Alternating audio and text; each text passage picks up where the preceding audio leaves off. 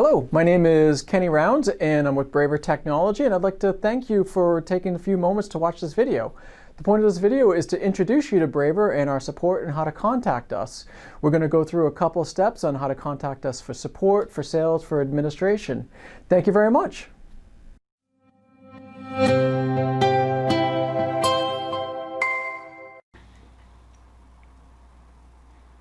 Okay, let's get started. All right, we're going to start off by going through our priority queue. So welcome aboard to Braver Technology. And our agenda is going to be pretty straightforward. We're going to give you a quick introduction, describe to you quickly what we do, most importantly, how to get help, our prioritization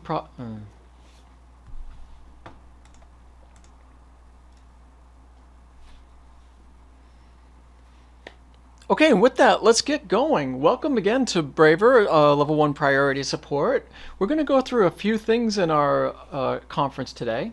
We're going to go through an introduction of Braver. We're going to go through what we do, how to get support, our prioritization process, what your new support system looks like, security and backup protection, and then we're going to go into some key content. Alright, so our goal is to be easily accessible service desk for you. We're going to be a friendly remote support desk, we're going to be friendly on-site support, and we're going to be your first contact for IT problems. So let's go through right into the most important things. This is how you contact us. We want to get this up to you right up front. So most common one is going to be support requests. Most common way to submit support requests is right through an email address, and it's just simply support@bravertechnology.com. When you have requests that are related to account management and sales, you're going to just email sales@bravertechnology.com. And any admin or billing questions, you're going to go right to admin@bravertechnology.com. Some of our clients like to call us, especially if it's something on a pressing issue. As you can see, our phone numbers are right here, and they're also right on our website, so you can easily contact us via phone anytime. We will have a live person answering the phone all the time. Our goal is not to get you into any kind of voicemail or automated attendance system.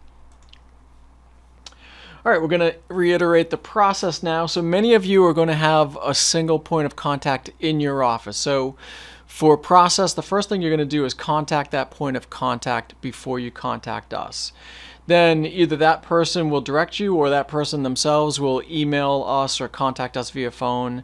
And then our work hours and emergency support is available. If you need our emergency support, all you need to do is just call our normal phone number, and there'll be an option after hours on how to get in touch with the after hours engineer. Alright, so it's important for us to let you know how your tickets, when you support them, will be processed. So we actually have a formula that we use, and here it is right here. So it's going to start off with the low support, which is a minor problem that only affects one person, all the way up to a high impact one, which is a major problem that affects major people. Obviously, we're going to give the first priority to the highest impact priority 1 issues. Those are going to be our first line of defense. It might mean that if you're having a small printer problem, we're going to obviously take care of a server outage before a printer problem, because if you're the one who has a server outage, that's obviously what you'd rather have us focus on first.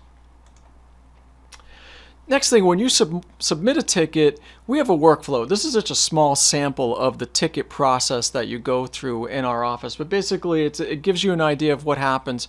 It doesn't just go to like some weird spot. It actually comes in brand new. We assign it. It gets scheduled. It gets assigned to awaiting a technician. And the important thing is that you're going to get an update on each of these statuses when you support a ticket. You're going to get an email back so that you know right where the ticket is. So the one I want to focus on right here is the follow-up one. That one's a really key one for us because that's part of our process and procedures. What that means is that we're going to change a ticket to completed when we think it's done. But it's not enough for us to think it's done. We want to make sure that you agree that it's done. So what will happen is when we change that ticket to completed, you're going to get an email message. That email message is going to say, hey, we believe this ticket is done. We believe this issue is all set. Do you believe it's all set? If you do, you don't have to do anything. You can leave everything just the way it is. The ticket will automatically close itself. However, if you believe this is still an open item, all you have to do is email back on that ticket and it'll open it back up in our system right away. So it's kind of a key way that we make sure that you know that we're both on the same page. Same thing that we'll do is if we're waiting for you on something, you're going to get an email saying, hey, listen, just to let you know, we think we're waiting for you. So if you think you're waiting for us, then that's a horrible situation where we both think we're waiting for each other. So our system will automatically email you after a certain amount of time if we think we're waiting for you, we haven't heard back from you. All right, so on Priority Care, what do you get? You get unlimited remote support and unlimited on-site support. You have a team of highly skilled technicians. We only hire level 2 technicians or above. That means all of our technicians know how to work and troubleshoot all the way up to the server level. Our goal is to basically the first person you talk to is also going to be the last person that takes care of that problem, that you don't have to go through an escalation process. We have proactive services as well. These are things where we're actually watching your system on your behalf. We're catching problems before they happen. We're watching for anything like a low disk space or a patch issue or anything like that. We're proactively looking at your systems. So the goal is to catch a problem before it becomes a problem.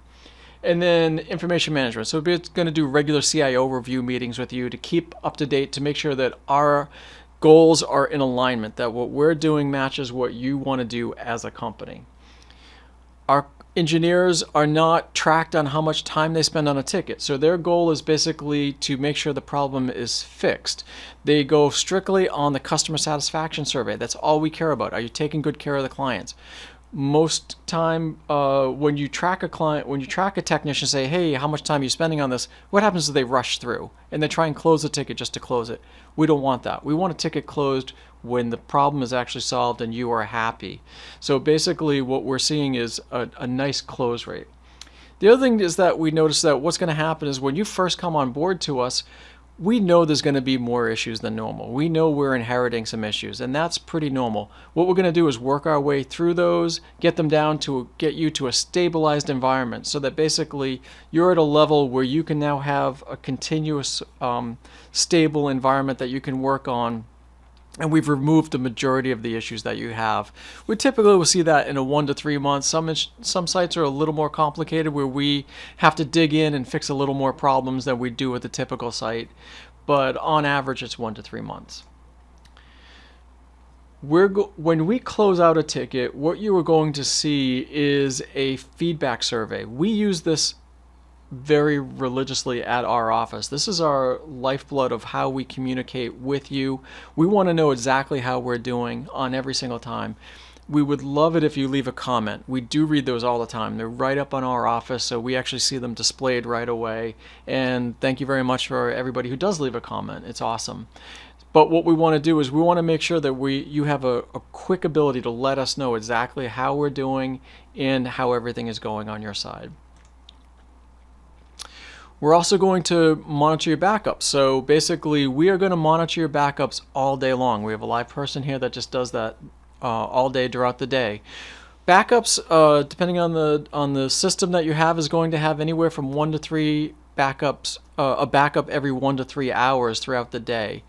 If you have offsite backup, we're also going to back up your server every night, and we're going to verify that. So we're also going to it's not enough for us to actually watch the backups and tell us that they're working.